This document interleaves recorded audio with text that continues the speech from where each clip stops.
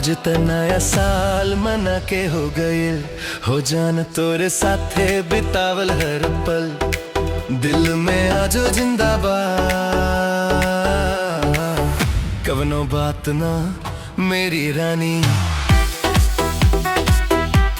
आज त नया साल मना के हो गए मेरी महबूबा तोरे बिना सुना सुना लागे हर एक दुनिया। आज अगर हंसी थोड़ा थम गईल हो कवनो बात ना जान 12 महीना बाद फिर मनाई हम आज त नया साल मना के हो गईल मेरी रानी तोरे नाम लिखल बमोर हर कहानी। वक्त चाहे थाम ले खुशियन के राह यकीन रख जा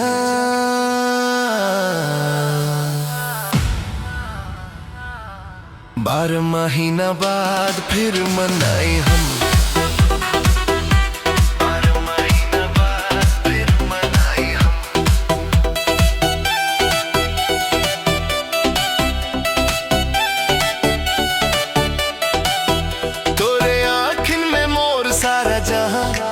तोहरे मुस्कान में बसे मोर अरमान जब तू पास रहे सब निक लागे तोहरे बिना हर पल बेईमान।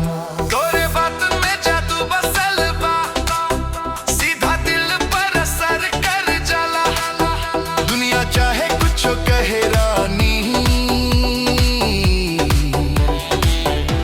तोहरे बिना चैन ना आवेला।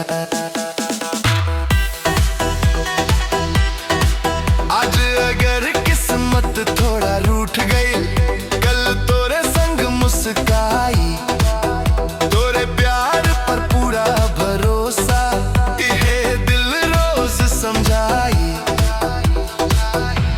आज त नया साल मना के हो गई मेरी महबूबा लेकिन प्यार त रोजे बढ़त जाए दुना। आज त नया साल मना के हो गई मेरी महबूबा लेकिन प्यार त रोजे बढ़त जाए गुना।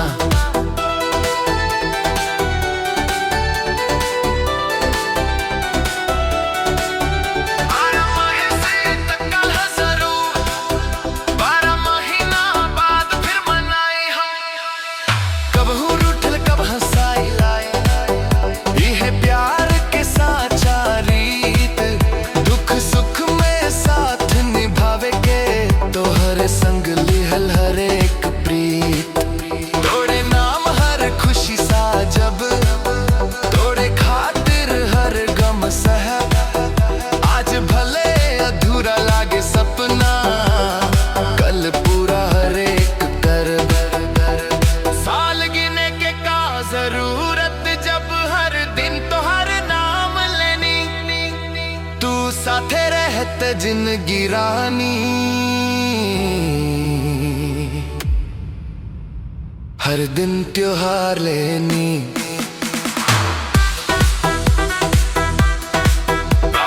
हर कहा धूप कड़ी तोरे संग हर मौसम खा तोरे बिना सांस अटक जाला तोरे संग जिंदगी में आ तू ही मोर दुआ तू ही मोर चाह तू ही मोर हर एक सपना।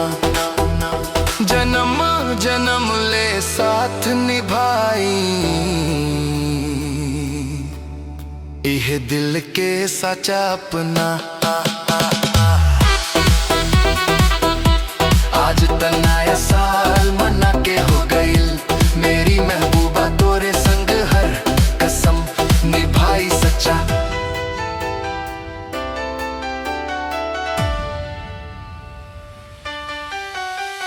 आज भले जश्न थम गईल हो 12 महीना बाद फिर मनाई हम सांस चले जब तक छाती में तोहरे नाम हर साल मनाई मेरी जान मेरी महबूबा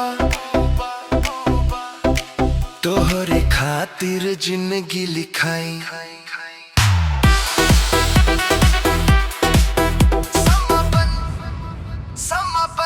मेरी महबूबा, मेरी महबूबा, मेरी महबूबा, मेरी महबूबा। माया अगर साचा होखे ना, इंतजार भी मीठ लागेला। 12 महीना बाद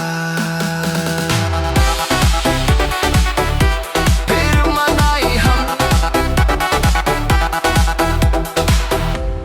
2027 में, 2027 में।